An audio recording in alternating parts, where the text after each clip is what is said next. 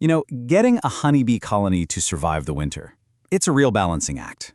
It's all about health, resources, and a little bit of luck. But sometimes there's a silent threat lurking inside the hive that can bring even the strongest colony to its knees. Today, we're going to unravel the story of a tiny parasite with a massive and pretty mysterious impact. And that right there, that's the question that keeps beekeepers up at night. At what point does a problem inside that bustling hive pass the point of no return? For a whole lot of folks, one particular season made this question terrifyingly real, and it revealed a danger that was completely invisible until it was far, far too late.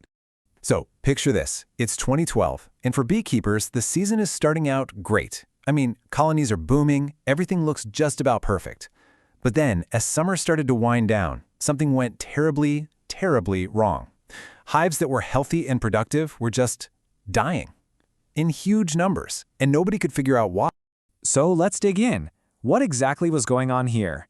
To get to the bottom of it, we've got to look at the really confusing details of this mysterious collapse. Okay, and this is the part that's just wild. Beekeepers were doing everything by the book. Their spring checks showed that mite levels were low, way below the point where you'd even need to worry about treatment. But then, an explosion. By late August, those exact same colonies were crawling with mites. We're talking more than 30 for every 100 bees. The damage was done before anyone even realized they were in trouble. So who's the culprit behind all this chaos? Well, it's time to meet the villain of our story, the Varroa destructor mite. And yeah, its name, Varroa destructor. It's every bit as nasty as it sounds. This thing is an external parasite that literally latches onto honeybees and feeds on their body tissues. But the real damage, the stuff that really wrecks a colony, happens completely out of sight, deep inside the hive's nursery.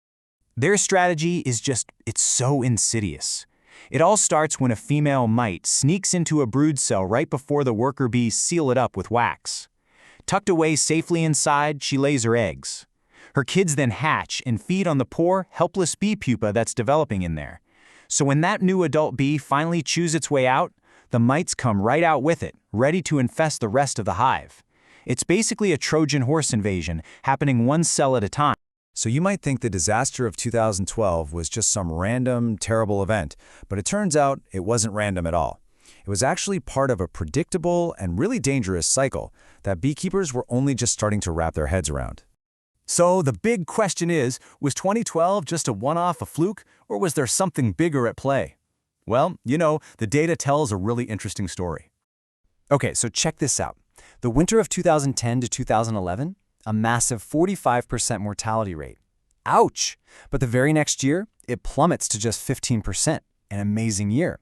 And then, boom, right back up to 45% the year after. See? This is not random fluctuation. This is a pattern, a classic boom and bust cycle.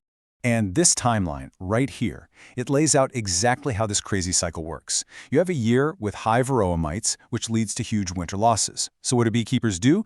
They split their surviving hives. Basically, they turn one strong colony into two smaller ones to rebuild their numbers. Now, this splitting process naturally creates a break in the queen's egg laying, which messes up the mite's reproductive cycle. And the result? The next year has low mite numbers and low winter losses. But then, because the hives are so healthy, beekeepers don't feel the need to split as many.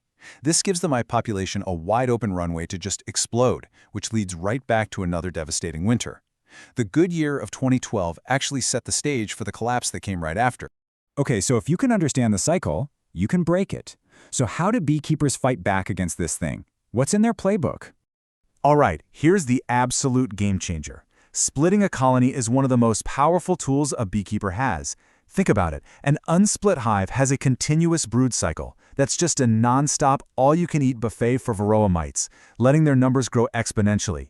But when you split the colony, you create a break in that cycle. With no nursery to reproduce in, the mite population just crashes. It's a pretty simple management decision, but it has life-or-death consequences for the hive. So this all plugs into a bigger, smarter strategy. A really proactive beekeeper, they're treating for Varroa early, before the main honey season even gets going. They're constantly monitoring mite levels, we're talking at least once a month, so they're never caught by surprise.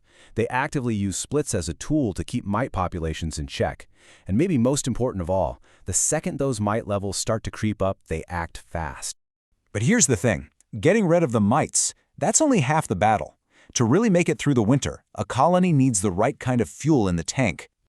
And the secret ingredient for winter survival is something experts call fat bees. Now, we're not talking about chubby little insects. We're talking about bees that have packed their bodies with high levels of protein. These protein stores are the literal fuel that lets them generate heat and keep the whole colony alive through those long, cold months when there's nothing to eat outside. And this is where it all clicks into place. The Varroa mite does more than just feed on the bee. It actually prevents the bee from storing that vital body protein. A bee that's been fed on by Varroa simply cannot become a fat bee. So even if a colony somehow survives a big mite infestation in the fall, it goes into winter weak and malnourished, totally unprepared for the cold. What the beekeeper feeds them matters too, and you'd think leaving them with their own honey would be best, right?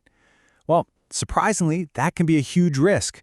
Some kinds of honey crystallize into a solid brick, and the bees literally starve to death in a hive full of food. High fructose corn syrup is cheaper, sure, but it's less nutritious and can even turn toxic over time.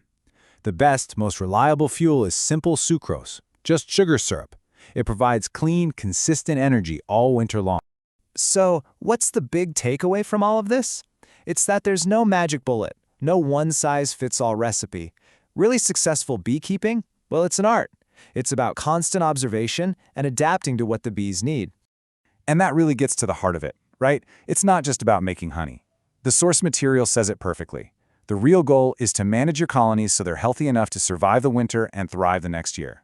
Every single thing a beekeeper does should be a step toward that one critical goal.